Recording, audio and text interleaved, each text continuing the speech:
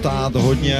Je důležité teďka neudělat žádnou chybu, nepřipustit žádný šťastný úder od soupeřky, protože jinak zatím takticky to má Fabiana rozhodnuto výborně.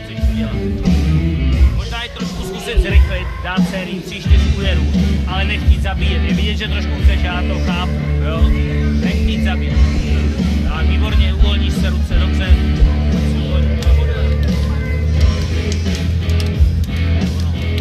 Slyšeli jsme Lukáše, který varoval před tou přílišnou silou a snahou vlastně kontaktovat soupeřkou, takže všechno uvolněně, v klidu, stále boxovat svoje. Z toho, co se dá odečíst z rohu, z bulharského rohu, tak tam nějaká změna taktiky zatím nepřichází. Přišlo mi, že se tam její trenér trošku i ptal, nebo byla tam i komunikace zájemná, jak se cítí. Uvidíme.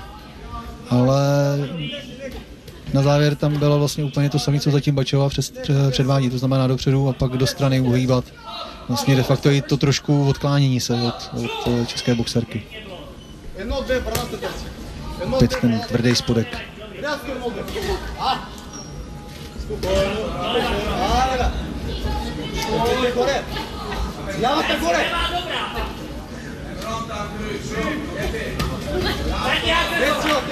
Letý bohužel se na začátku toho kola Bulharce trochu daří trefovat ty trefuje spodky a líp odchází od české boxerky.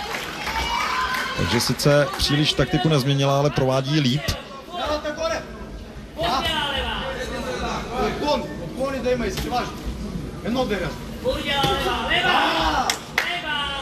No už to jsou ty její typické nebezpečné tvrdé rány.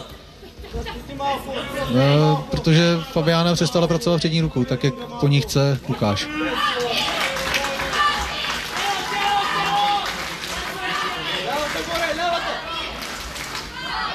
A znova takový ten útěk úplně kolem soupeřky.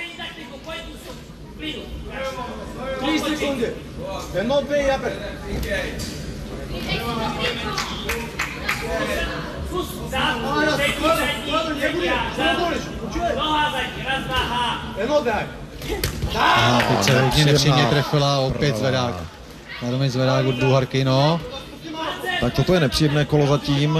Doufejme, že to Fabiana zase otočí na svou stranu v pátém kole. No to v těch dlouhých zápasech bývá, že se to občas přelívá, takže teď jde hlavně zůstat, teď jde o to hlavně zůstat v klidu, tak jak vlastně říkal i v průběhu